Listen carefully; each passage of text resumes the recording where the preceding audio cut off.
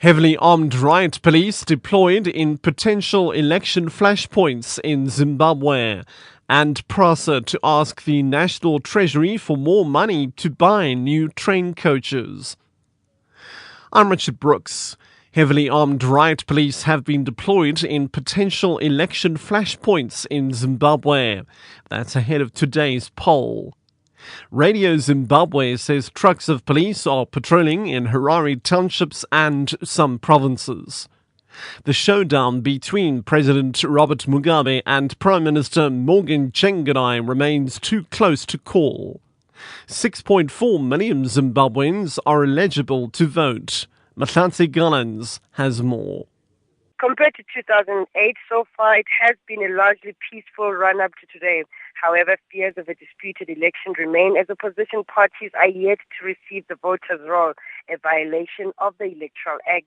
The MDC went to court yesterday to try and have access. The close to 10,000 polling stations are expected to open at 7 in the morning.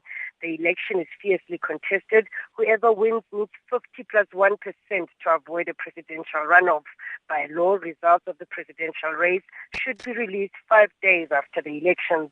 Mahlatsi Gallans, SABC News, Harare, Zimbabwe. The Passenger Rail Agency is to ask the National Treasury for another 11 billion rand to buy new train coaches.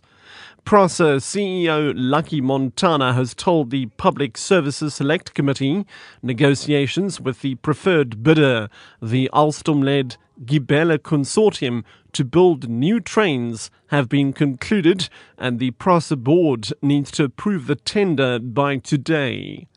The contract to build the new train coaches is worth 51 billion rand over the next 10 years.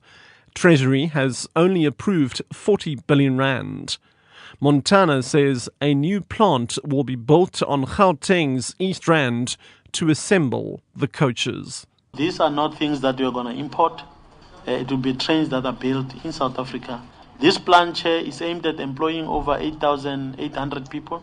And the supplier side, which will be located in that industrial park, is expected to create just over 22,000 jobs. So we expect by the time this production of these trains is unfolding, 33,000 jobs all in all will be in operation. High municipal electricity tariffs in South Africa could lead to businesses closing down and job losses if the energy industry is not restructured. This warning has come from the National Energy Regulator of South Africa, NERSA. NERSA was briefing Parliament's Portfolio Committee on Energy. NERSA spokesperson Brian Sikhoto. If that situation should go on, you may find businesses that are supplied by municipalities going out of business because they cannot compete with their counterparts that are supplied. Obviously, what it means in the long run is that, first of all, it's job losses. Because if business closes down, especially I'm talking now about business customers, you're going to have job losses within the municipalities. You're going to have a problem of the levies and taxes collected by those municipalities diminishing. Unemployment has increased since President Jacob Zuma made his promise in 2011 to create 5 million jobs.